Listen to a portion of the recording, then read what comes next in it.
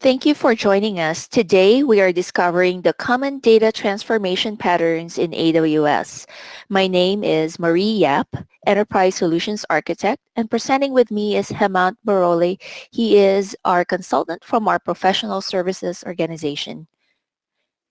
In this session, we will begin our journey with a data lake and then talk about how we can use AWS Glue to prepare the data within our data lake for analytics.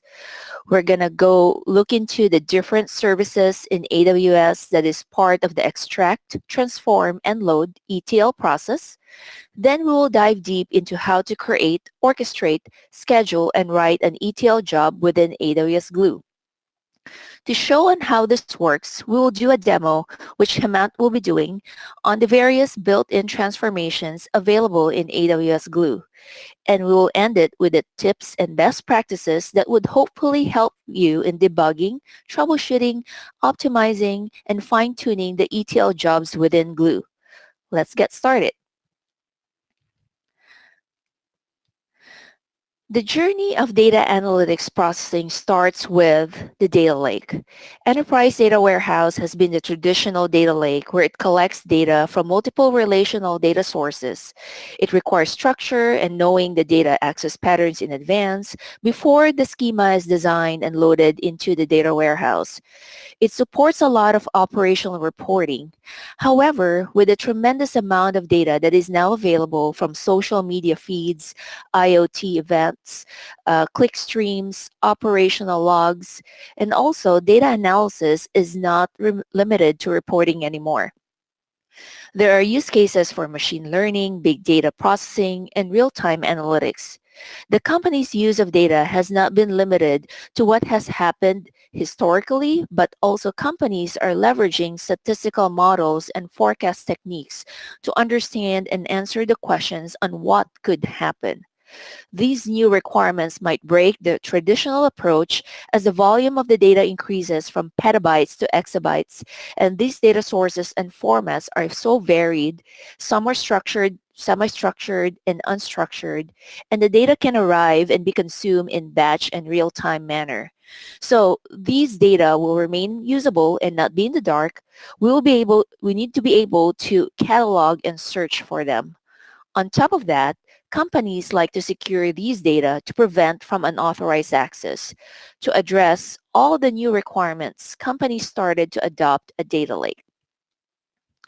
Data lakes provide the solution to the new requirements of data analytics. You can store your data in a single repository, which breaks the data silos. Data lakes allows you to collect, store data at any scale at a low cost. Also, Data Lake must have the capability to secure your data to prevent unauthorized access. As your data grows in the data lake, we need to be able to continually organize it through catalogs, so we will be able to search and use that data. Integration with different data analytics, reporting, and visualization tools and applications is also vital for Data Lake, so we can perform batch, real-time, ad hoc, and predictive analytics. In AWS, the storage platform for your data lake is S3. You can store any type of data, even if it's in its original format. This is important, especially in supporting semi or unstructured data for big data analytics, where one may need to ingest variety of data without knowing its schema in advance or its access and query patterns. Speaking of ingest, there are many ways that you can bring data in S3. You can use Snowball if you need to accelerate the transfer of terabytes of data bypassing the internet through the use of AWS Physical Storage Appliance. For real-time data such as clickstreams, social media feeds, operation log files, for example, you can use Amazon Kinesis to ingest your data into S3. For batch type of data, you can use AWS Glue, Data Migration Service, the S3 SDK or CLI, and then you can associate those with your orchestration tool to incrementally load your data in S3, whether the source could be located on premises or in AWS. You probably have heard this before about S3's 11 nines of durability and features that supports versioning and cross-region replication of your data, which helps satisfies the availability and durability requirements. On the security and audit side, you can enable S3 server-side encryption to protect your data at rest. Not only protecting your data is important, but also having the ability to audit your data in S3 so that you will know who, how, and when your data is being processed.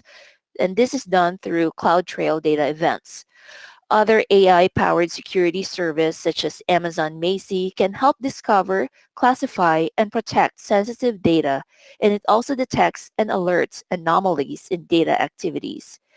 S3 has a lot of integration with various analytics services available in AWS. These integration goes deep by making S3 also as a storage platform for these services. For example, in Amazon EMR, it uses EMR file system called EMRFS, which is an implementation of HDFS that all EMR clusters use for reading and writing files directly to S3. Also, with Athena and Redshift Spectrum, you simply point your data into S3, and then you define the schema, and then you start querying using SQL. The integration to these services are there, and you run any analytics on the same data without moving them from S3, which makes you perform analytics faster without having to do a lot of heavy lifting in integrations. When we think about ETL on the data lake, this relates to the different layers of data stored in our data lake. When data is ingested from different sources, it first lands on the raw layer bucket in S3, for example. In this case, let's say you exported your data from a relational database to a CSV file in S3, and then you perform some transformation, which are processing your data into the staging layer, where you may want to do, let's say, first level partitioning, and then optimize the file compression and format.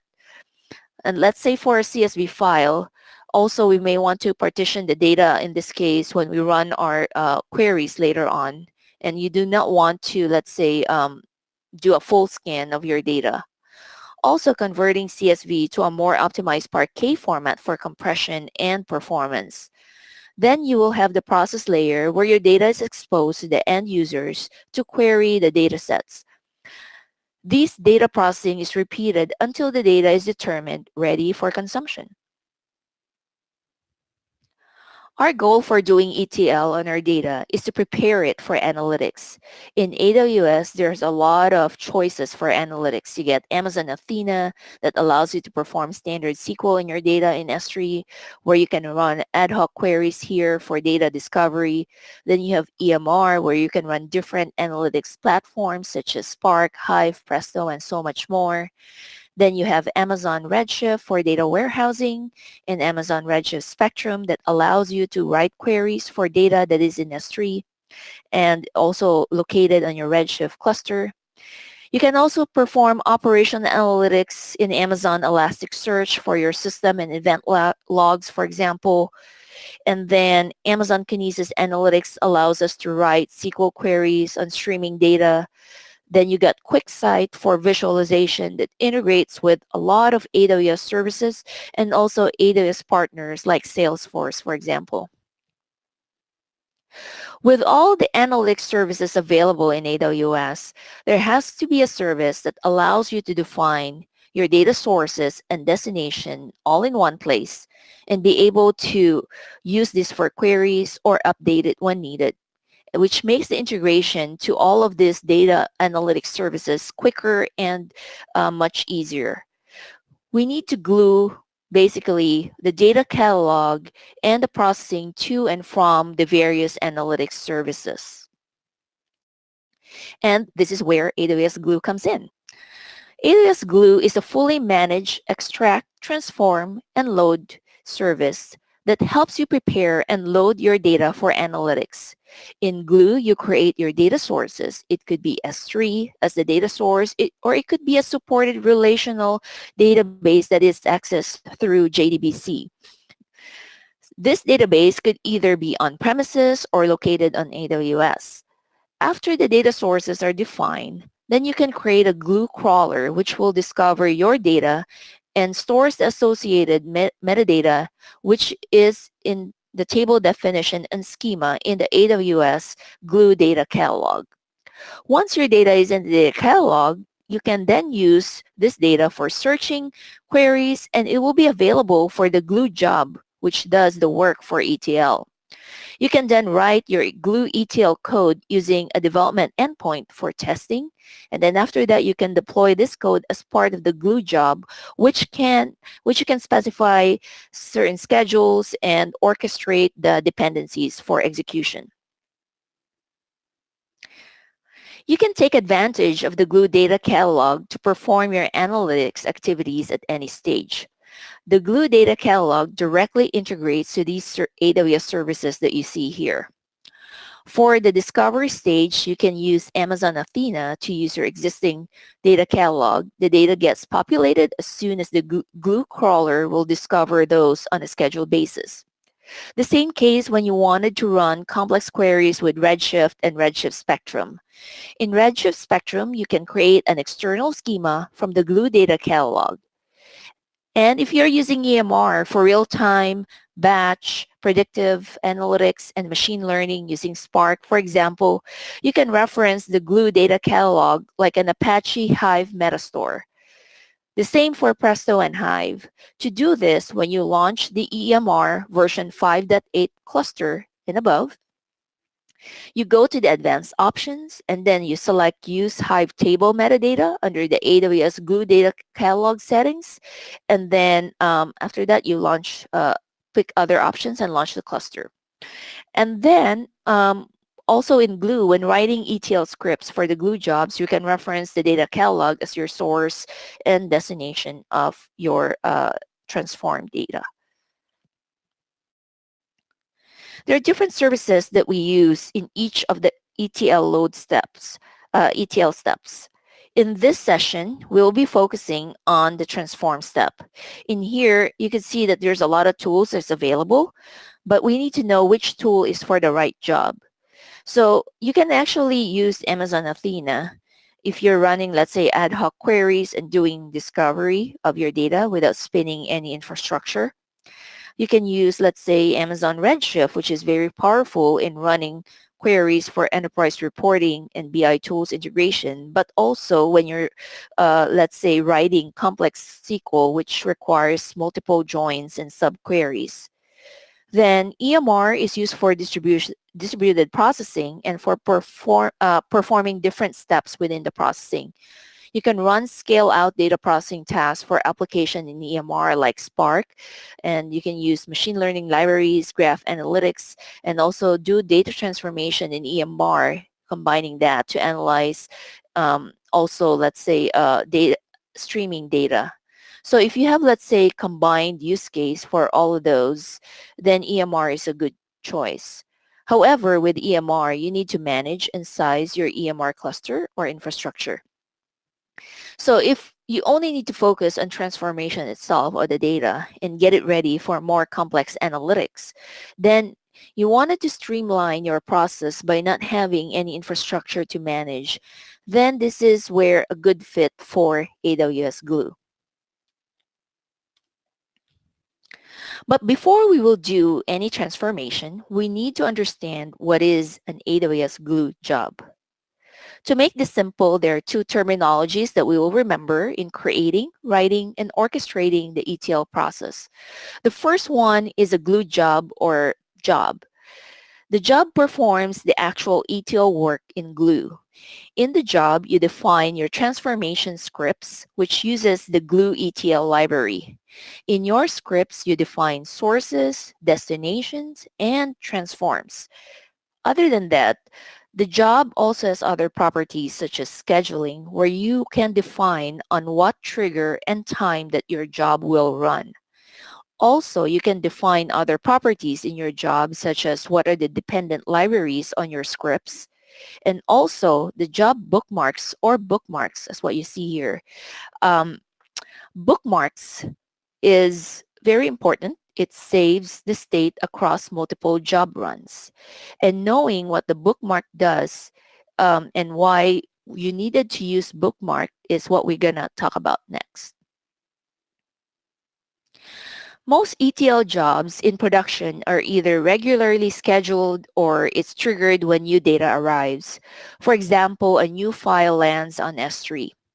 You do not want to reprocess the old files that already exist in there, for example. So you need a way to tell your job to remember where were the files or which are the files that are already processed. And this is done through the bookmarks. The bookmark tells the glue job on where it left off. Glue bookmarks keeps tabs on the information about the job that has already been processed, when it was processed, and what files did it already process it with. Also, in the case, let's say if you have a relational database, the job keeps track of the ordered primary keys, such as, let's say, a timestamp and a unique identifier, for example. And this is how it keeps track of the records that has already been processed. We specify the start of our bookmark when we create our dynamic frames. We're going to talk about more about dynamic frames later, but for now, think of dynamic frames as a data structure that contains your table information. This is the start of your glue job.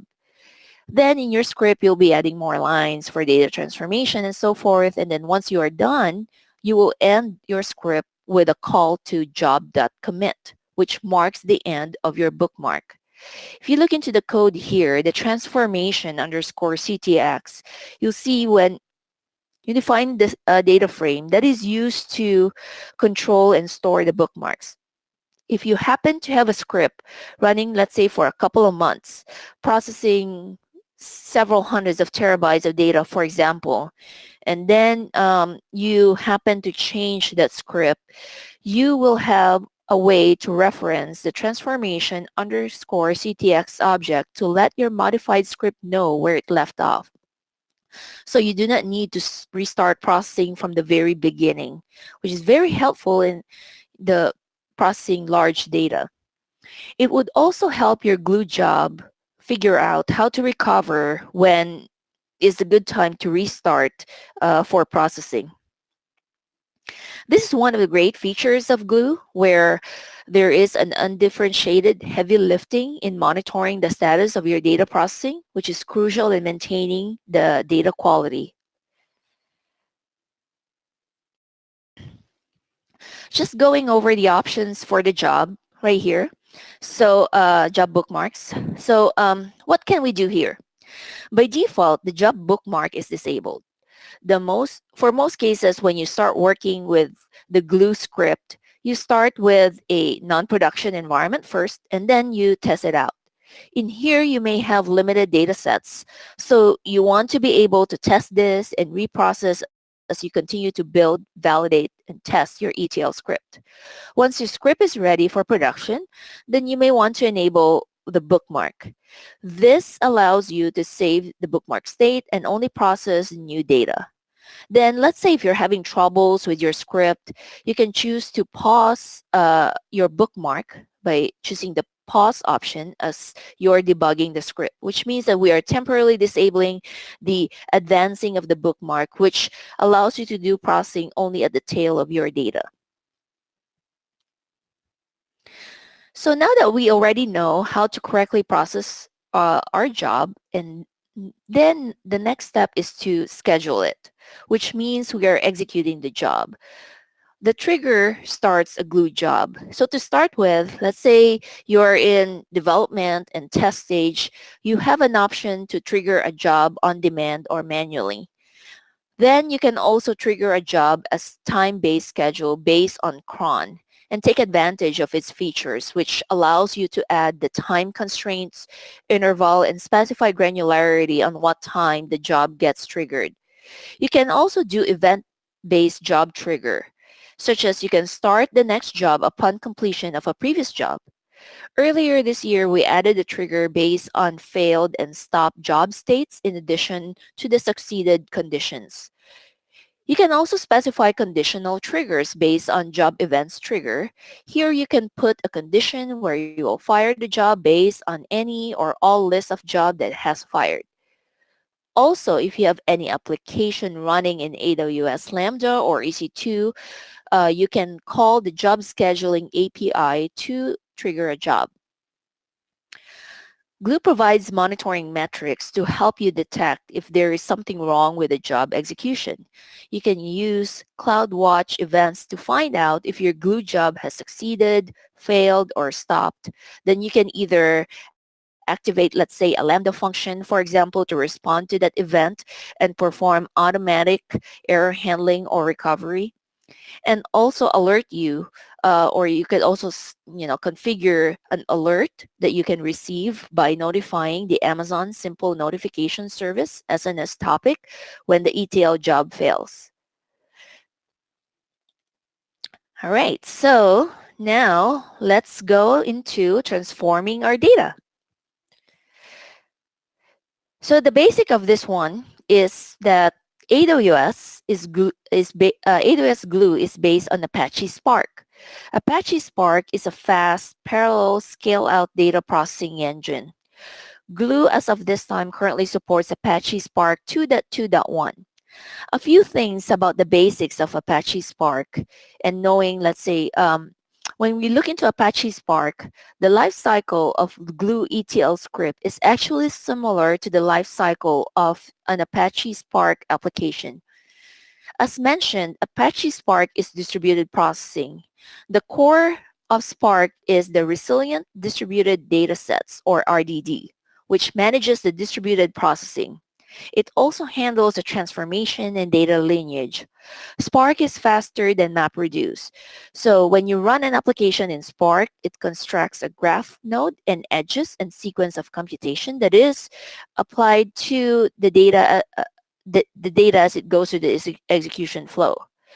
Spark applications run as independent sets of processes on a cluster, which is coordinated by the Spark context object in your main program, which is called the driver program, as what you see here. The driver instantiates the Spark context, which manages the orchestration within the Spark cluster. This is the main entry point. Then transformation basically loads the data, let's say from your CSV file to RDD. The RDD is immutable. So when you perform certain activities here, such as let's say filter or map-like operations, it will create a new RDD. And that is part of the transform or transformation. And then operations on RDD are performed through what we call actions. And then it returns the value that you can output to a target or output sinks. So AWS Glue supports a subset of language that Apache Spark supports. Glue supports Python 2.7 for now and Scala. And then to develop and test your scripts, you can launch a development endpoint from the dev endpoints table in the AWS Glue console, or you can also call that through an API. You can then install Apache Zeppelin Notebook in your local machine, or you can optionally launch an Apache Zeppelin Notebook in AWS. Other than creating notebooks, you can also test it by logging into SSH to the development endpoint to execute and run your Python scripts. Or you can use, let's say, your Python or Scala IDE and connect to the development endpoint. So to start with the basic object in Glue ETL programming, let us look into the data structures that we can use in Glue. Since Glue is based on Apache Spark, there are two immutable data structures that you can use in here. So we start with the data frame, which is one of the major abstractions of Apache Spark. Think of a data frame as an equivalent of a table in a relational database. And then you can use, and then you also have dynamic frames, which is similar to data frame, but it has added built-in transforms provided by the Glue ETL library. Within your scripts, you can use one or the other or a combination of both, as you have an option to convert data frames to dynamic frames and vice versa, depending on which transforms that you're planning to use on your data. But why does Glue have data frames? So recall that data frames is an abstraction which gives a schema view of data, which means it gives us a view of data as columns with column names and types information. We can think of data in data frame like a table in a database. But due to this nature, it will pose to have some limitation on ETL operations, especially on semi or unstructured type of data. The data frame requires a schema before any data is loaded. Spark SQL addresses this by making two passes over the data. The first one is that it infers the schema. The second is that it loads the data. For example, in semi-structured data, you may have the same field that is of different types in different records. For example, you have a product ID column or field that is defined as type of integer, and later on there are some data that is um, incorrectly typed as string. Apache Spark data frame often gives up and reports the type a string using, let's say, the original field text. And this may not be correct. And you might want to have also, let's say, finer control over how schema discrepancies are resolved. For example, you may want to have both data types, int and string. Also, when we deal with larger data sets, so additional pass over the source data might be more expensive in this case. Thus, we created data frames, which is like dynamic frames, which is like data frames, but it allows you to do a schema on read, which you do not need to have like a well-defined schema to start with, allowing you to handle semi-structured data. And we'll talk more about this next on how it handles discrepancies in the schema. So to illustrate how dynamic frame works, suppose we're trying to load a semi-structured data. Let's say we have a database called retail and it has an orders table in the Glue data catalog. In your ETL script, you create a dynamic frame from the orders table in the data catalog. Within this orders table, the data type of order ID is an integer. And then let's say, start processing your data from S3 and have encountered that some of the order ID has a string type. I mean, this can happen if, let's say, you process several thousands of records that you process from S3, and there's bad data quality of 5 records at the very tail end that contains string for order ID. In this case, both int and string may appear in the order ID column of your data frame, dynamic frame. The dynamic frame then handles this by generating a schema where order ID is either type integer or string. This is because dynamic frame has the notion of a choice data type.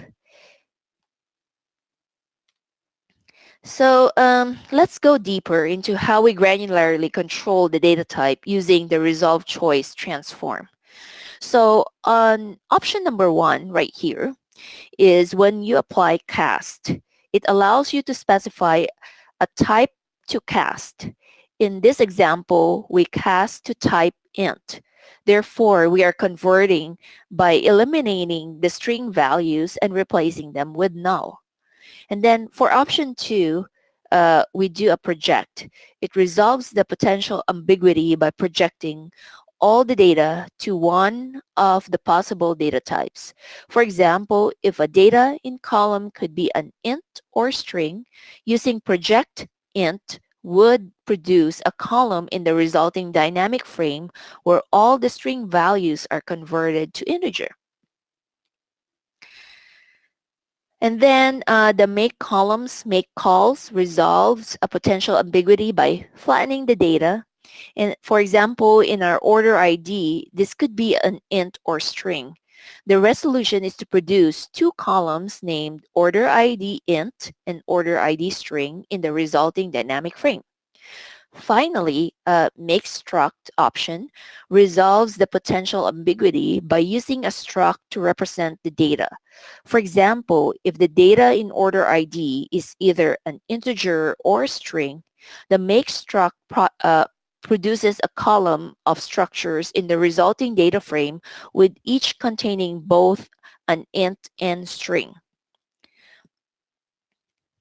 All right, now we know the basics of the data structures available and how dynamic frames is useful in performing ETL on big data sets.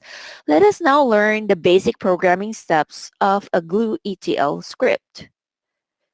The basics of Glue ETL scripting is all about putting together of what we understood about the basics of the Spark application lifecycle. So it all starts with the Spark context. Recall that the entry point to your program is the driver that instantiates the Spark context, which manages the orchestration within your Spark cluster. So which in this case, step one is we create the glue context, which is when you initialize and create the entry point of your ETL script. Next is you create and load your data into a dynamic frame or data frame data structure. In the create dynamic frame, the sample here is to create it from the data catalog. Also optionally recall our job bookmarks. Here you can also add that as part of creating your data dynamic frame. There are other options in here as well. You can create dynamic from options. Let's say you want to use this if you want to connect, for example, to a DB2 database directly or to an S3 bucket directly that is not part of your Glue data catalog metadata information. And also recall that you can create a new dynamic frame by converting it from a data frame. After that, you perform various data transformations. There are a lot of built-in transformations available in Glue, which we're going to show you in the demo later on. And once you're done with the transforms and actions, then you can write the output of the transform data. And this is done by invoking the write dynamic frame. It also has different options. In this example, we chose the from underscore options because our goal is to write our output in a specific S3 bucket that is not part of our data catalog. Um, and also, we can also have other options here. So let's say we can write directly to a database or an enterprise data warehouse that supports JDBC connection by using the from underscore JDBC conf option. And then just like when we created the data frame from catalog, we can also write our output using the from catalog option if we want to write to an S3 or a database that has its metadata in our Glue data catalog. And finally, as an option, especially if you're running this in production, you can add the job.commit function to commit our changes into the job bookmark. So to see how you can use the built-in transforms in Glue, I will be passing you to Hemant for his demo. Thanks, Marie. My name is Hemant Boroli, and I'm on the AWS Professional Services team. And we're going to walk over some of the Glue's built-in transforms. So to start for this demo, we are going to show the transforms on a Zeppelin notebook. You can run your Glue transforms using a Glue dev endpoint that you can create from here. As shown here, we have created a webinar endpoint, and then inside this webinar endpoint, you can create your own notebook server, or you can run a notebook server on your local desktop, and you can use that. So this is our notebook server. In this transforms demonstration, we are going to demonstrate some of the reviews that are posted by the customers on the Amazon website. We have two data sets. One is the reviews and the other is the customers. The reviews are talking about the review content, the rating given by a customer for a particular product that they have bought on Amazon.com. The customer data is a customer ID and the first last name of the customer and any metadata related to the customer. You can look at some of the built-in transforms in this link here, which is shown here. And I will walk you through some of these transforms throughout this notebook. So the first paragraph here in this notebook is just demonstrating how you can import any dependencies that you will be requiring to run this demonstration. The customer data and the review data sample is shown in the second paragraph. So you have a marketplace, customer ID, review ID, and so on, and there are a lot many fields here. Now let's say for the purpose of your analysis, you are not interested in all these fields and you just want to limit to a certain set of fields. So you can do that by creating an array of fields that we will be using for the subsequent paragraphs. So very first we create a glue context using a Spark context, and you can then add the glue context that you created to your job. As you saw in the previous slides, we use this job for bookmarking. So let's look at the select fields. And here we have some of our data that has been loaded into Redshift Spectrum table and some in S3. So the reviews table is split in two data sets. The reason why I want to show you this is because let's say you have started your application with some data existing in your Redshift table, and now you realize, oh, you need more data, and the rest of your data going forward is going to be in S3. You want to be able to join these two data sets without having to make multiple copies of this. So we are going to first create our data dynamic frame from the Redshift table. So we are going to use the create dynamic frame method of the glue context that we created, and we are going to point to the table in Redshift. So once we create this data, we can use the select fields and use the fields that we had earlier chosen that we are interested in. Now the dynamic frame and the data frame can be converted to each other very easily. So we first created a dynamic frame, and now for the purpose of this demo, we're going to convert it to a data frame. Using this data frame, we are going to group by the star ratings and see the distribution of the star ratings on our data set in the Redshift table. So here we get a distribution of the star ratings and the count of ratings for the particular set of reviews in the data that is loaded in the Redshift table. We can run the same on our data in S3 table. So the next paragraph here shows how you can create a dynamic frame using the from options that points to a path in S3, and we specify that the separator of our data is tab delimited. And we run the same group by clause on a data frame that we created from our dynamic frame and look at the distribution of the star ratings. Now we have this data in two different places and we would like to combine it. So we're going to use the union function on the data frames, and we're going to run the same group by again on the combined data set, and we're going to see the distribution of the star ratings. Now if you look at the earlier examples, we have 238,000 reviews, 238,000 ratings from the Redshift table, and about 1,000 from the S3 data. When we combine them, we get the sum of the two. So this is how you can combine the data from Redshift and S3 in just a few lines of code. Let's look at some of the customer data now. Our customer data is also in S3. In this case, it is a JSON format. So we can convert it into a dynamic frame, create a dynamic frame out of it, convert it into a data frame, and then look at this data.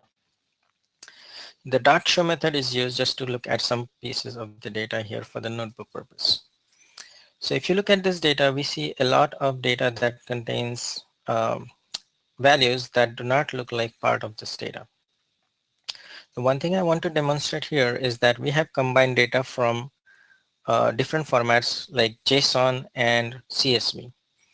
So our data from the customer table and the reviews table in the S3 is in two different formats, and we're still going to be able to easily do a select field on the two data sets using a join operation. So we join the ratings data with the customer data, and now we have a data set that we are more interested in. So we can now look at the customer ID, the first name, the last name, and the ratings that the customer had provided for a particular product that he must have bought on Amazon.com.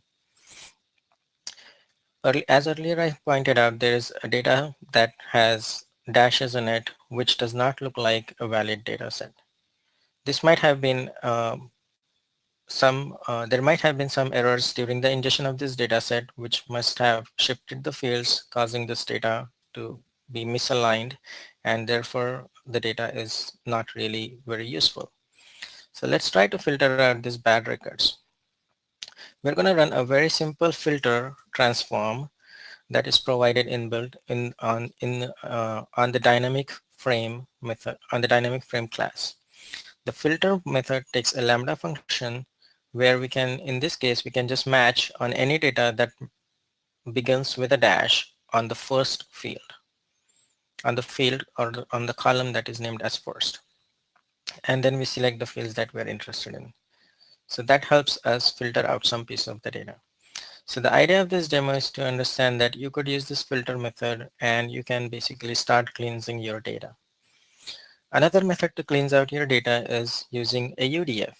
So you can use a map transform function, like in this case we have used a to upper, which just demonstrate how you can use how you can just change the case of the column that is named as first and change all the letters in the in this column to uppercase. Now let's play with some more transforms here. We have the apply mapping and the rename field. If you look at this transform very closely, we have done a few things in one single pass. We have changed the name of the column from first to first name. We have also used the apply mapping transform that would transform the data type of a column such as a star rating from a string to a long. Now the one thing you want to make sure when you use apply mapping, if you change the name of a column, like in this case we changed from the last to last name, when you reference this column going after a method that is called after apply mapping, you should refer to this change name. So in this case, we have used select field on the last name and not last. So now this looks a little more sensible because now we know first it means first name and last means last name. The next transform we're going to look at is relationalize. So in many scenarios, you have data that is in a JSON format that is denormalized for the purpose of your analytics. You would like to analyze this data in a much easier SQL writable query format. So you would like to relationalize this data, convert this denormalized into some format of a relationalized data set. In this example, we have a ratings field that shows your star rating, helpful words, total words as an array for a single row. By using the relationalize on this method, we can actually extract out the ratings as a separate table and normalize this. And you can denormalize this and you can have the customer data in a separate table. So when you run the relationalize method on the ratings table, you can extract out the ratings part as products. And when you look at the schema, it will show you each row represented as 3 different elements in the array. So in our first case, we have the 0th element of the first array represented as a star rating, the next value as a helpful words, and the next one as total words, which is what we have in the array here.